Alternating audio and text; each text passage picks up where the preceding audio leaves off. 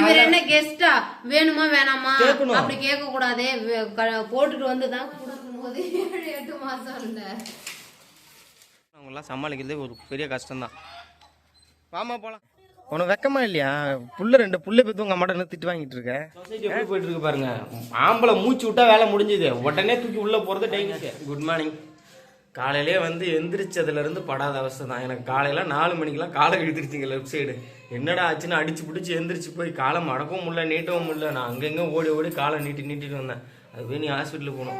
இவங்க என்னமோ ரொம்ப அப்படியே வெட்டி மலைக்கணும். அதனால தான் சொன்னல, அங்கேருந்து வரும்போது ரொம்ப ஆர்வமாக வருவாங்க. இங்கேருந்து போகும்போது நம்ம போய் என்ன பண்ண போகிறோம், ஸ்கூல் லீவ் போட்டானாடி, ஒரு நாள் தானே போட்டுருக்கேன், ஊரில் தானே இருக்கும் அப்படிங்கிற. அங்கே இருந்தால் ஒரு நாள் கூட லீவ் போடக்கூடாதான், இங்கே தான் லீவ் போடலாமா? எங்கேயாவது வேலை விஷயமா வந்திருந்தா போட வேண்டியதான். ஊர்லயே வீட்லயே இருந்துகிட்டு எதுக்கு லீவ் போடணும்? இதெல்லாம் என்னங்க நியாயம்? இதை நான் எதுவும் சொல்றதுக்கு இல்ல. எல்லாரும் காலையில எஞ்சி டீ இவங்க மேடம் குடிச்சுட்டு டீ வேணுமான்னு கடைசியா கேட்டுட்டு சுட வைக்கிட்டோம், எனக்கு டீ வேணா ஒண்ணு வேணா நீ கிளம்பு அப்படின்ட்டு. இப்ப ஆனா உண்மையிலேயே டீ குடிக்கிறது நிறுத்தினதான் நல்லது. என்னமோ விருந்தாடி மாதிரி ஏங்க டீ இவரு ஒரு நேரம். இப்ப நான் எங்க அம்மா எடுத்துக்கோங்க, எப்பவுமே குடிப்பாங்க, எந்த நேரமும் குடிப்பாங்க. இவர் ஒரு நேரம் வேணும்னுவாரு, ஒரு நேரம் வேணான்னுவாரு. எந்த கணக்குல நம்ம எடுத்துக்க முடியும்? போட்டுட்டா வேணாமான்னு தான் கேட்கணும். இவர் என்ன கெஸ்டா வேணுமா வேணாமா அப்படி கேட்க கூடாதே போட்டுட்டு வந்துதான் குடுக்கணும் அப்படின்னு சொல்றதுக்கு. வர்றவங்க கூட அப்படி கேட்டா மனசுல ஏதாவது நினைச்சுப்பாங்க, வேணுமான்னு அவங்கள போய் கேக்குறியா அப்படின்னு சொல்லுவாங்க. ஆனா நான் இவரு கூடவே இருக்கிறவரை வேணுமா வேணாமான்னு எந்த தயக்கமும் இல்லாம தானே நம்மளுக்குள்ள பேசிப்போம். அப்ப இவரு வீடியோல தான் சொல்றாரு. ஒரு கொடுமை, ஒரு வீடியோ பாத்தீங்களா? கொடுமையான விஷயம். அவங்க ஒய்ஃபுக்கு பிளட் கேன்சர் சரி பண்ணவே முடியலன்னு சொல்லிட்டு அவங்க ஹஸ்பண்டு அவங்க பொண்ணு 3 பேரும் முன்னாடியே சூசைட் அந்த மாதிரி தனியா இது பண்ணிட்டாங்க. 3 பேர், அம்மா பொண்ணு புருஷன். அவங்க பிளட் கேன்சர் சரி பண்ண முடியலன்ட்டு முன்னாடியே கல்லறைக்கெல்லாம் காசு கொடுத்துட்டு, காசெல்லாம் தமிழ்நாடு மக்களுக்கு ட்ரஸ்ட்டுக்கு பாதி கொடுத்துட்டு, அவரோட அவர் கிறிஸ்டின், அவங்க இதுக்கு கொஞ்சம் கொடுத்துட்டு பாவம் மனசு பண்ணிட்டு எனக்கு உண்மையாக காலைல ஸ்க்ரோல் பண்ணிட்டு இருக்க மீடியாலுமே இந்த மாதிரி நியூஸ் பார்க்குறாங்க. உண்மையாக தெரியல, கோயம்புத்தூர் பக்கத்தில் எங்கே இந்த சம்பவம் நடந்திருக்குன்னு நினைக்கிறேங்க. அவர் ரொம்ப அவசரப்பட்டார். இருந்தாலும் ஒய்ஃப் இல்லாமல் இருக்க முடியாது தாங்க. அவர் சைடு பார்த்தா அது ஒரு சரியான முடிவு. இவர் ஆனவனா என்ன சொல்லுவாரு, நீ செத்தா நானும் செத்துருவான் அப்படின்னு. அப்ப அதெல்லாம் பொய்யா? Is it true? ஆமாமா, உண்மையா நியூஸா இல்ல ஃபேக்கா இன்ஸ்டால எடிட் பண்ணி? அது ஒரு விஷயம் எனக்கு புரியலங்க. அப்பா அம்மா நம்மளை பெத்து வளர்த்து கஷ்டப்பட்டு எல்லாம் பண்றாங்களா, ஆனா பொண்டாட்டி இல்லாம புருஷன் இல்லாம மாத்தி இருக்க முடியல. ரொம்ப உண்மையா லவ் பண்ணிட்டவங்க சொல்றேன். ஒய்ஃப் இல்லைன்னா அந்த உலகத்துல எதுவுமே இல்லை அப்படிங்கிற மாதிரி ஒரு எண்ணம் வந்துருது. சும்மாலாம் கிடையாது. அது ஏன்னா கல்யாணத்துக்கு அப்புறம் கடைசி வரைக்கும் இவங்க நம்ம அம்மா அப்பா போனதுக்கு அப்புறம் நம்ம கூட யாரு இருப்பா? Husband wife. அப்படிதான் அவங்க காலம் முடிஞ்சு அவங்க தான் இருப்பாங்க. அவங்க கூட இருக்கும்போது லவ் அப்படி இப்படின்னு பேசிட்டு கோவப்படாதுங்க, நான் திட்டிடுவேன். அந்த ஒரு காரணம் இல்ல, அது ஒரு ஒரு வகையான அன்பு. அதாவது இவங்க பைத்தியோட பேசுனா இழுத்துருவோம் சொல்லிட்டான். போனதுக்கு அப்புறம் கவலைப்படுவாங்கங்கிற. போனதுக்கு அப்புறம் இல்ல, யாரும் தனிமை இருக்கிறத நினைச்சுலாம் கவலைப்படுறது இல்ல. நமக்கு இருக்கிற ஆனா அவங்க அந்த குழந்தையும் சேர்த்து இது பண்ணிட்டாரு. அதான் கொடுமை. குழந்தை தனியா என்ன பண்ணும் இந்த உலகத்துல? அவரால் இருக்க முடியாது, ஒரு குழந்தை கஷ்டப்படுமேன்னு சொல்லிட்டு பண்ணிட்டாரு. உண்மையான நியூஸா ஃபேக்கா? உண்மைதாங்க. நான் நல்லா கன்ஃபார்ம் பண்ணேன். காலைல நல்லா சர்ச் பண்ணி பார்த்துட்டேன். வந்திருக்கு, நியூஸ் சேனல்லாம் வந்திருக்கு. புள்ள இப்போ கோவப்படுது. ஏமா? மயிருன்னு சொன்னதுனாலதான். மயிருங்கிறது ஒரு தப்பான வார்த்தையாங்க. என்னம்மா இதே இவ என்ன எத்தனை வாட்டி சொல்லியிருக்கா, புருஷங்காரனும் பொண்டாட்டி மயிருங்களாமா. புருஷங்காரன் எதுவும் சொல்லக்கூடாது. அதாங்க இப்போ போய் இந்த சொசைட்டி எப்படி போயிட்டு இருக்கு பாருங்க. ஆம்பளை மூச்சு விட்டா வேலை முடிஞ்சுது, உடனே தூக்கி உள்ள போறது டைவர்ஸ். பெண்கள் பாதுகாப்பு சுதந்திரத்துக்காக கொண்டு வந்த சட்டத்தை ஃபுல்லா ஆம்பளைங்களை அடிச்சு காலி பண்றது முடிவு பண்ணிட்டாங்க. ஆனா ஏதாவது பொறுக்கி புறம்போக்கெல்லாம் ஒண்ணும் பண்ண முடியாது. என்ன மாதிரி இழிச்ச வாயனை ஏதாவது பண்ணுவீங்க. நீ இழிச்ச வாயன்னு சொன்னா அதை நம்புவாங்களா? நம்ப மாட்டாங்களா? அவங்க என்ன பத்தி ஒன்றும் தெரியாது. காலையில சோத்துக்கு அடி போடு. எங்க அம்மா சுடு தண்ணி போட்டிருக்கிறாங்க அடுப்புல. ஏன்னா காலையிலேயே குளிக்க போறோம். பாப்பா யாருமே நேற்று குளிக்கல. ஏன்னா இங்க பனி ஓவரா போயிடுங்க. அதை யாரும் குளிக்கல. இன்னைக்கு தாங்க குளிக்கிறோம். நான் சும்மாவே 1 விட்டு 1 நாள் தாங்க இப்ப பனி நாள்ல குளிக்கிறேன். ஏன்னா ரொம்ப பாப்பாவுக்கு சளி குறையவே இல்லை. அதனால கிளம்பு. இந்த பேங்குக்கு என்னன்னே தெரியலையாமாங்க. போய் அங்கே கேட்டால் ஒழுங்கான பதிலே சொல்ல மாட்டேங்கிறாங்களாம்.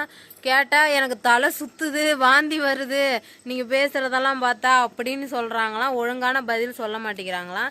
இவங்க குரூப்பாக எடுத்ததுங்க, 15 பேர் சேர்ந்து எடுத்தாங்க. ஆனால் இவங்க எடுத்ததை அடைச்சிட்டாங்க. இது வந்து ஸ்டேட் பேங்க்கில் யாரோ இவங்களோட ப்ரூஃப் எல்லாம் வச்சு அந்த 15 பேரில் ஒருத்தவங்க எடுத்துருக்குறாங்க. யாருன்னு இன்னமும் கண்டுபிடிக்க முடியல. அதனால கம்ப்ளைண்ட் பண்ண போகிறாங்களாட்டுக்கு இன்னைக்கு. அங்கே போய் எந்த குழு எந்த லோனுன்னு கேட்டால் ஆளுக்கு 5000 கட்டுங்க அப்படிங்கிறாங்களாம். ஆனால் எந்த வருஷம் எடுத்தது, யார் மூலியமாக எடுத்தது, எந்த டீட்டெயிலுமே சொல்லவே மாட்டேங்கிறாங்களாம்மா. அதனால இன்னைக்கு தான் தெரியும் என்னன்னு. எங்கள் அம்மாவோட அக்கௌண்ட்டு இப்போ கொஞ்சம் வருஷத்துக்கு முன்னாடியே ஒரு 10 வருஷம் இருக்கும். அப்போவே 5000 என்னமோ பிடிச்சிக்கிட்டாங்க. எங்கள் அம்மா எல்லாருக்கிட்டையும் வந்து சொன்னாங்க, குழுவில் இருக்கிறவங்க எல்லார்ட்டையுமே. அப்போ யாருமே கண்டுக்கல. இப்போ ஒரு 5-6 பேர் அக்கௌண்ட்டில் காசு பிடிச்சிட்டாங்களா, அதனால இப்போ பிரச்சனை முத்தி போய் எல்லாருமே ஒன்றா சேர்ந்து கம்ப்ளைண்ட் கொடுக்க போகிறாங்க. என் பொண்ணுங்க இந்த பொம்மையை காமிச்சா பொம்மை தான் பேசுது அப்படின்னு சிரிப்பாங்க, கத்துவாங்க. அழுதுகிட்டு கிடந்தா இந்த பொம்மையை எடுத்து கொடுத்தா போதுங்க, ஒரு அரை மணி நேரம் சேர்த்தே கிடப்பா. ஆமா,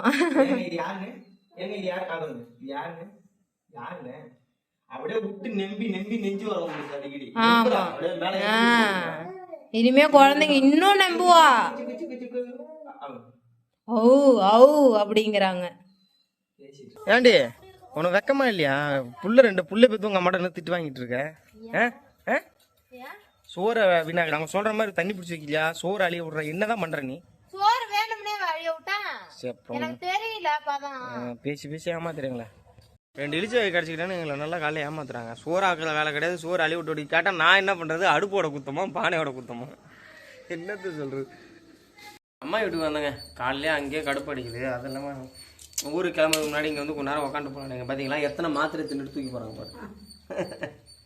இது எது இருக்கோ இல்லையோ உங்களுக்கு, மாத்திரை மட்டும் இல்லைன்னா இவங்க அப்படியே ஒரு மாதிரி ஆள் அப்செட் ஆகிடுவாங்க. அப்படிலாம் இல்லை, ப்ரெஷர் சுகர் வந்துருச்சுங்க அவங்களுக்கு.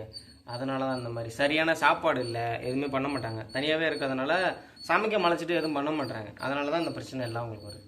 போன வாட்டி இந்த மாத்திரை எடுத்துகிட்டு போனோம். இப்போ எப்போ இன்னும் எப்போ போனோம்? 1 மாதத்துக்கா? என்னது இதை வச்சு தின்னா சரியாங்க. மாத்திரை தப்புங்க, ப்ரெஷர் மாத்திரை, சுகர் மாத்திரை, சத்து மாத்திரை, பி காம்ப்ளெக்ஸ் கொடுத்தாங்க. அதெல்லாம் காலையில் போடுறது. ப்ரெஷர் மாத்திரை இதில் ஒன்று, நைட்டு தான் போடணும். எங்கள் அம்மா என்ன பண்ணியிருக்காங்கன்னா, இதில் காலையில் ஒன்றும் அதில் நைட்டில் ஒன்று, காலையில் ஒன்று, 2 மாத்திரை போட்டிருக்காங்க. ப்ரெஷர் மாத்திரையை மறந்து போய் தெரியாமல் போட்டு கேட்டால் இதான் அதுங்கிறாங்க. வடிவேல் காமெடி மாதிரி சொல்லிட்டு இருக்காங்க. அப்போ இதான் வச்சுருக்க, இன்னும் 1 மாதத்துக்கு இருக்குது, 1 மாதத்துக்கு போட்டு போ. அது என்ன மாதிரியாக தின்னாசியல் தாங்கிறாங்க இவங்களுக்கு. இதான் எப்படி தான் நம்ம மாத்திரை சொல்லி கொடுத்தாலும் ஆள் பக்கத்தில் இல்லைன்னா இவங்களுக்கு வயசானவங்களாம் சமாளிக்கிறதே ஒரு பெரிய கஷ்டம்தான். வாமா போகலாம். கிளம்பியாச்சா? வேறு வழி அமுச்சு விட வந்திருக்காங்க எங்கள் அம்மா எங்களை. என்னம்மா தலையை சொல்லிடல? இவனும் குளிச்சுட்டான் போல. சூப்பராக இருப்பா. பிள்ளைக்கு வேறு வேலையே இல்லைங்க. எந்த நேரம் பார்த்தாலும் டெய்லியுமே அங்கேயும் சரி சாப்பாட்டை வந்து மீற வச்சு தண்ணி ஊற்றி வச்சிடறேன். தண்ணி ஊற்றி வச்சுக்க பிரச்சனை இல்லை, அது ரொம்ப வீணாக போயிடுது சாப்பாடு. இன்னும் ஒழுங்கா போடு, படி இருக்கு இல்ல இவ்வளவு சாப்பிடாம தெரிஞ்சு இல்ல நைட்டே தண்ணி ஊற்றி வச்சாலும் வேலை வேலை இருக்கும். சாப்பாடு மொபைல வந்து குளிப்பாட்டு. ஐயோ போட்டு கத்துறா பாத்தீங்களா? இங்க பாரு, எல்லாம் கிளம்பிடுங்க. பாப்பாக்கு எல்லாரையும் குளிப்பாட்டு கிளம்பலான்னு சொல்லி சுடு தண்ணி போட்டுருக்குறோம். அதான் அவங்க அம்மா பேங்குக்கு போறாங்க அந்த லோன் விஷயமா. அதுக்குள்ள இப்ப போட்டு கூப்பிடுறான். நான் ட்ரெஸ் சேஞ்ச் பண்ணிட்டேன், அதனால நனைஞ்சிருங்க ட்ரெஸ் எல்லாம். பஞ்சாயத்து பெரிய பஞ்சாயத்தா இருக்குங்க. இவங்க 2 நாளா அலைஞ்சிட்டு இருக்காங்க. எங்க மாமியார் அக்கௌண்ட்ல ஏற்கனவே வந்து 5000 ரூபாய் பிடிச்சிட்டாங்க போல. அது ஒரு 4 வருஷத்துக்கு முன்னாடி பிடிச்சிட்டாங்க. பேங்க்ல போய் கேட்டா அவங்க வந்து சரியான பதிலே சொல்றது இல்லையா. எனக்கு தலை வலிக்குது வெளில போங்க அப்படிங்கிறாங்களாம். லோன் எடுத்திருக்கீங்க கட்ட சொல்றாங்களாம். என்ன லோனுன்னு கேட்டா என்ன லோன்னு தெரியலங்கிறாங்களாம். இவங்கள தான் குழு தலைவனே சொல்றாங்களாம். போன 10 பேருமே வேஸ்ட், யாருமே எந்த கேள்வியும் கேட்கல. போன யாருமே தெளிவே இல்லாம போயிட்டு இவங்க வந்து கட்டிட்டு உட்காந்துருக்காங்க.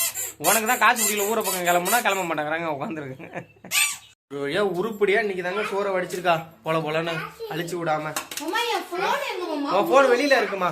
எல்லாரும் பேங்க் பிரச்சனை பத்தி பேசிட்டு போய் ரோட்ல உட்காந்து சாலை மறியல் பண்ண போறேன், அங்க போய் கத்த போறேன்னு இருக்காங்க. பேங்குக்கும் இதுக்கும் சம்பந்தமே இல்லை. எல்லாரும் பாப்பாவை தூங்க வச்சிட்டு இருக்கா. ரொம்ப அழுகாங்க. இன்னுமா தூங்கல? விட்டா எந்திரிச்சுக்கலாங்க மேடம். எல்லா எடுத்து வச்சு கிளம்பிட்டோம். ஆமா எதுக்கு வந்தோம் எதுக்கு தெரியாம போறோம், 2 நாள் வந்தோம் கிளம்புறோம். சரி டைம் பாஸுக்கு சிவாவும் ஜாலியா என்ஜாய் பண்ணுவோம். அவனுக்கு உண்மையிலே அவனுக்கு தான் சந்தோஷம். ஆமா கிளம்பியாச்சுங்க. வேலை சொன்னாலும் என்னை தான் கூப்பிடுவா நீ. இந்த எம்சி மயத்தை எடுத்து போறதுக்கு என்ன கூப்பிடுறாங்க, வந்து நீ கூட்டுன்னு. அப்புறம் என்னம்மா திருப்தியா ஊருக்கு போறது? சரி இப்போ போலாமா இருக்கலாமா? இது இருக்கலாமா? அவனுக்கு இன்னும் ஆசை தெரியல போல இருக்குங்க அவனுக்கு. ஸ்கூலுக்கு போகணும் நாளைக்கு. இதுக்கு மேலே எப்போ வர போகிறோன்னு தெரியலங்க. எப்படி இன்னும் ஒரு 7-8 மாதம் ஆகணுங்க. திங்க வர பங்குனி உத்தரத்துக்கு தான் வருவோம். அப்போ சுச்சுவேஷன்லாம் எப்படி இருக்கு என்னன்னு தெரியல. பாப்பாவுக்கு 7 மாசம் இருக்கும்போது 7-8 மாசம் இல்ல, அப்பதான் பங்குனி உத்தரம். நான் கூட சரி பெரிய லாங் கேப் இருக்கேன் உடனே வரேன் பாத்தீங்களா? இல்லம்மா இப்ப ஜனவரி பிப்ரவரி மாதிரி இருக்கலாம், நான் மார்ச் ஏப்ரல்ல வரும்னு நினைக்கிறேன். அதான் ஒரு 4-5 மாசம் ஆகுங்க திரும்ப இங்க வர்றதுக்கு.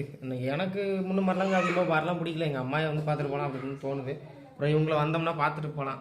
ஆனால் வந்து போகிறது சுற்றிட்டே இருக்கிற மாதிரி எனக்கு ஃபீல் ஆகுது. ஒரு இடத்துல இல்லை.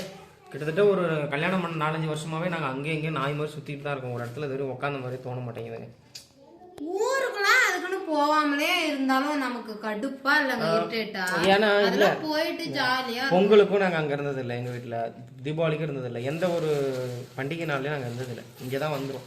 முடிஞ்ச அளவுக்கு இனிமேல் அங்கேருந்து பாப்பா எல்லாம் என்னம்மா போடச்சிட்டான். அதான் நான் பெற்றது இப்படி தான், சும்மாவே இருக்காது. இது ஏன் லைட் எரியல? முடிச்சிட்டான், எல்லாம் ஜோலி முடிச்சிட்டான். ஏமா என்னாச்சு? மாத்திரை வேண்டட்டா? மாத்திரை நாங்கள் கிளம்புறாங்க. அவங்க ஏதோ பேங்க் விஷயமா எல்லாரும் கிளம்புறாங்க. இது எல்லாத்தையும் எடுத்து வச்சுன்னு ஒன்று நாங்கள் பாருங்க கொண்டு வந்து கொடுத்துட்ருக்கறத எல்லா கிளம்பியாச்சுங்க. அடுத்தது போக வேண்டியதான். என் பொண்ணு தூங்கிட்டு இருக்காங்க. அவங்கள வந்து டிஸ்டர்ப் பண்ணி எழுப்பி கூட்டு போகலான்ட்டு நான் தான் வெயிட் பண்ணுறேன். தூங்கி எந்திரிச்ச உடனே தான் போகணும். போகலாமா? அதாங்க லக்கேஜ் எல்லாத்தையும் மாட்ட வேண்டியதான். மேடம் எந்திரிக்கலையா? தூக்கிட்டு போகலாம். எங்கள் வீட்டு மேடம் இப்போதைக்கு எந்திரிக்குமா தெரியல. இப்போ போனால் தான் 3 மணிக்கு நம்ம வீட்டுக்கு போய் சேரலாம். லேட்டாகிடும். இல்லைன்னா அங்கே போய் அதுக்கப்புறம் தண்ணி குடிக்கிறது எல்லாம் ரெடி பண்ணணும். இங்கே பக்கத்தில் போய் பிடிச்சிட்டு தான் வரணும். ஏமா எங்க அம்மா குடியிருக்கிறாங்கல்ல, அந்த ஓனரை நான் வந்து சமைச்சு சாப்பிட்டாங்களாட்டுக்கு. அதுல வந்து 2 பாக்கெட் மீந்து போச்சான். எங்க அப்பா ஒரு பாக்கெட் எடுத்துக்கிட்டு ஒரு பாக்கெட் என்கிட்ட கொடுன்னு எடுத்துட்டு கொடுத்தாராம். முட்டைக்கோசு அதான் டிஃப்ரெண்டா இருக்கு அப்படின்னு எடுத்துட்டு போறோம். மேடம் எந்திரிக்கலைங்க. அப்படியே ப்ரிப்பேர் பண்ணி அவங்கள கூட்டு போக வேண்டியதான். இன்னும் கொஞ்சம் நேரம் ஆச்சுன்னா ரொம்ப குளிருங்க. அதனால தான் இந்த வெய்ய அடிக்கும் போது கிளம்பி போயிடலான்னு போயிட்டுருக்காமா. எங்கள் அம்மா எங்களை வழி அனுப்பிச்சு விட்டு தான் போகணும்னு நின்றுட்டு இருக்கிறாங்க. இவங்க இப்போ தான் எந்திரிச்சாங்க, கிளம்பிட்டோம் எல்லாரும். நீ போமா. எங்கள் அம்மாவுக்கு குழம்புலாம் கொடுத்துட்ருக்கா. அவங்க குழம்பு வைக்க மாட்டாங்க. சரி போயிட்டு சொல்லு ஆயாட்ட. போயிட்டு வரேன் ஆயா சொல்லிட்டு. பக்கத்து வீட்டில் அத்தை வீட்டில் கொண்டு தோசை கல் மாவுட பழம் கொடுத்துட்டு போகிறாங்க. தூக்க முடியா இதை மட்டும் எடுத்துகிட்டு போகிறாங்க, குழம்பு இதை மட்டும். வாங்கம்மா போகலாம். இவ்வளோ நாளாக எங்கள் அம்மா கூட ஒரு ஃபோட்டோ கூட எடுத்தது இல்லைங்க. அதுக்காகவே நீ ஃப்ரேமில் எங்கள் அம்மா கூட இன்னும் ஒரு வீடியோ எடுக்கிறேன். வீட்டுக்கு வந்துட்டேங்க. ஒரே நாளில் என் பொண்ணு கருப்பாயிட்டாளா பாருங்க, வெயில் பட்டு. ஆனால் ஆகிட்டு போகிறதுனால என்ன அதாவது ரொம்ப ஒரு மாதிரி இருக்குங்க. வண்டியில் ட்ராவல் பண்ணி வந்தாலே கஷ்டமாக இருக்கும். வெயில்லாம் ஒன்றும் அந்த அளவுக்கு இல்லை, போகிறதில்லைங்க. ஏன்னா வர்ற வழியெல்லாம் ரொம்ப அவஸ்தையாக போச்சு. உடம்பு வலிக்குது, பாப்பாவுக்கு ஒரு கம்ஃபர்டபுளாக இல்லை, அவளுக்கு மூச்சு வரது. சிவா வரும்போது அப்பா நான் படிச்சு கார் வாங்கட்டுமா, ஃப்ளைட்டு வாங்கட்டுமா, லாரி வாங்கட்டுமா, ஆம்புலன்ஸ் பார்க்கறதெல்லாம் நான் படிச்சு சரிப்பா வாங்கப்பா வாங்க போன பிடிச்சி ஏற்றுட்டு வந்துட்டு சொல்லி தான் கூட்டு வந்துருக்கேன். இனிமேல் எங்கேயாவது கூப்பிட்டீங்க உங்களுக்கு மரியாதை கட்டுப்பட சொல்லி தான் கூட்டு வந்துருக்கேன். அவ்வளோதாங்க. இந்த வீடியோ இன்னொரு விளாக்லாம் மீட் பண்ணலாங்க. பாய்ங்க.